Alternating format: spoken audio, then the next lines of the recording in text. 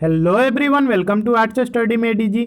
Arts study में DG में आपका बहुत बहुत स्वागत है। As you know that we have started history series of class 6। This is the fourth lecture of chapter 9 that is vital villages thriving towns. तो vital villages thriving towns का ये हमारा चौथा लेक्चर है।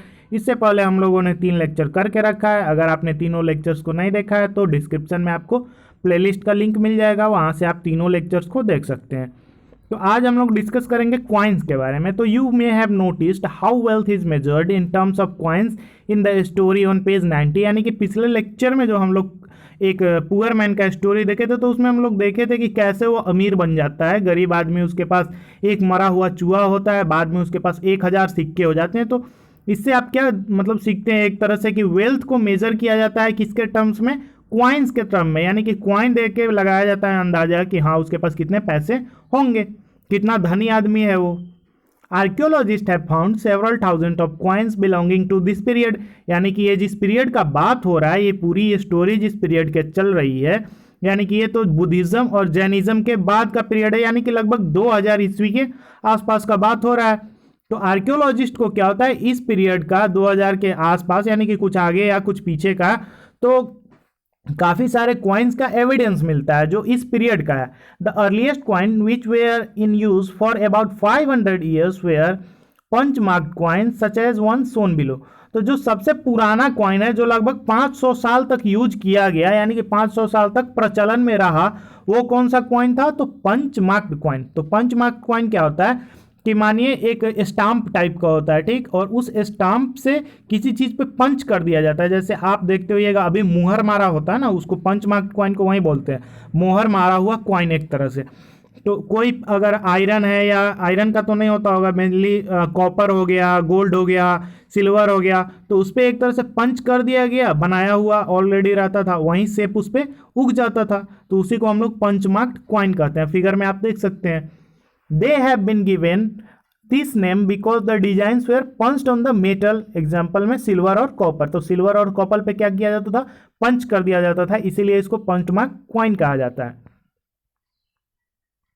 अदर मीन्स ऑफ एक्सचेंज, दूसरा क्या means of exchange था उस जमाने में, तो आप इस शॉर्ट पोएम को पढ़िएगा। ये संगम कलेक्शन का है, यानी कि जो तमिल में जो पोएम होते थे, जो भी बुक्स वगैरह लिखे हैं टेक्स्ट में, उसी में से एक छोटा सा लाइन उठा करके दिया हुआ है। तो इसको देख के आपको पता चलेगा कि उस टाइम बार्टर सिस्टम का यूज होता था।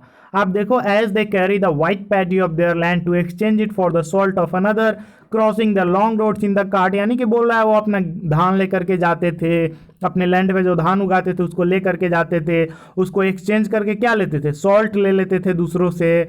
कैसे जाते थे, तो रोड क्रॉस करके जाते थे कार्ट से।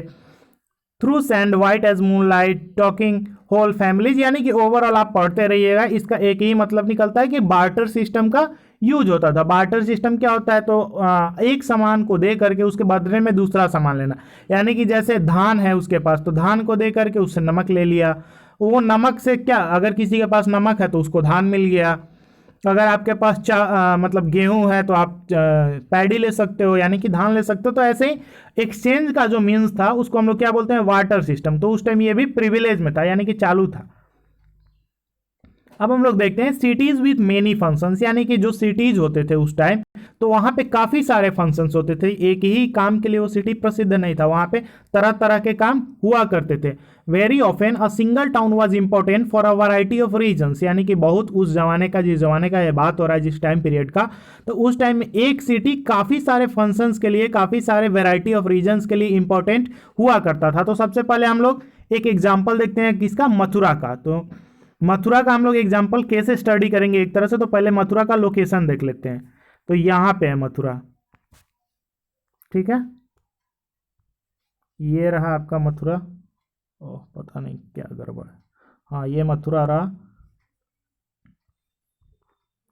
अब it was important because it was located at the crossroads of two major routes of travel and trade from the north west to the east and from north to south. तो ये important क्यों था, तो सबसे पहले इसका location हम लोग देखते हैं। तो देखिए उस टाइम जो ट्रेड होता होगा, तो वो ये जो नॉर्थ वेस्ट वाला रीजन है ना, इधर से आते होंगे व्यापारी, जो विदेशी व्यापारी रहते होंगे, और ये पूरा इधर ईस्ट की तरफ जाते होंगे, और जो नॉर्थ से साउथ जाते होंगे ऊपर से नीचे। तो ये मथुरा जो है ये इसी सेंटर पे लोकेटेड था और जिसके कारण ये क्या हुआ, एक तरह से मेजर हब बन गया होगा, एक इंपॉर्टेंट लोकेशन बन गया होगा। There were fortifications around the city and several shrines. तो ये जो सिटी था, मथुरा सिटी था, तो उसको चारों तरफ से घेरा हुआ था। उसके बाद काफ़ी सारे मंदिर थे वहाँ पे।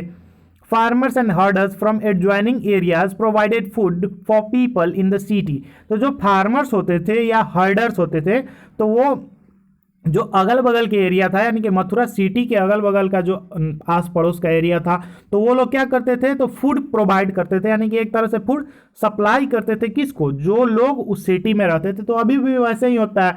अब जो दिल्ली में रहते हैं तो वो प्रोडक्शन खुद नहीं करते हैं, तो उनको दिल्ली के अगल बगल का या पूरे भारत से एक तरह से तो क्या होता है, यहाँ से सप्लाई होता है और वे लोग खाते हैं। Mathura was also a centre where some extremely fine sculpture was produce. तो मथुरा एक उस टाइप का सेंटर भी है, काफ़ी इंपॉर्टेंट सेंटर है, जहाँ पे काफ़ी अच्छे क्वालिटी का स्कल्पचर यानी कि मूर्ति वगैरह बनाया गया था उस जमाने में। Around 2000 years ago Mathura became the second capital of Kushans. यानी कि लगभग 2000 साल पहले मथुरा जो है कुशान्स का सेकेंड कैपिटल बन गया। यानी कि आप समझ सकते हैं कि मथुरा का इंपॉर्टेंस क्या हो गया था, काफ़ी बढ़ गया था। इसके बारे में हम लोग चैप्टर 10th में डिस्कस करेंगे। किसके बारे में? कुशान्स के बारे में। Mathura was also a religious centre. There were Buddhist monasteries, Jain shrines and it was an important centre for the worship of Krishna. तो मथुरा जो था काफ़ी इंपॉर्टेंट रिलीजियस सेंटर था, यानी कि धार्मिक स्थल था, काफ़ी इंपॉर्टेंट। वहाँ पे बुद्ध भगवान का मोनास्ट्रीज वगैरह था, बुद्ध का। जैन श्राइन्स यानी कि जैन मंदिर भी थे। उसके बाद काफ़ी इंपॉर्टेंट सेंटर था मथुरा किसके लिए? कृष्ण लोग, कृष्ण जी के मतलब पूजा के लिए, कृष्ण भक्ति के लिए। सेवरल इंस्क्रिप्शंस और surface such as stone slabs and statues have been found in Mathura. काफ़ी सारे इंस्क्रिप्शंस मिले हैं। कहाँ पे? सरफेस पे। कैसे सरफेस पे? तो स्टोन स्लैब्स पे, यानी कि जो पत्थर का स्लैब बना दिया जाता है, रेक्टेंगुलर रहता है या स्क्वायर शेप का, उस पे स्टैच्यूज हैव बीन फाउंड। काफ़ी सारे मूर्ति भी मिले हैं मथुरा में। Generally, these are short inscriptions recording gifts made by men and sometimes women to monasteries and shrines।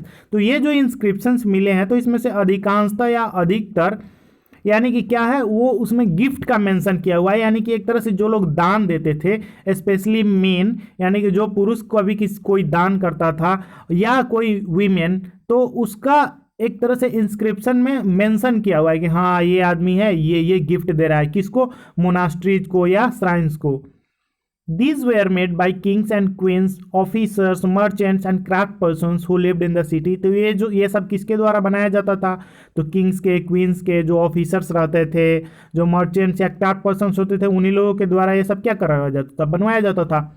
For instance inscriptions from Mathura mention, ये जो मथुरा का इंस्क्रिप्शन सब मिला हुआ है, तो उसमें किसके किसके बारे में मेंशन है?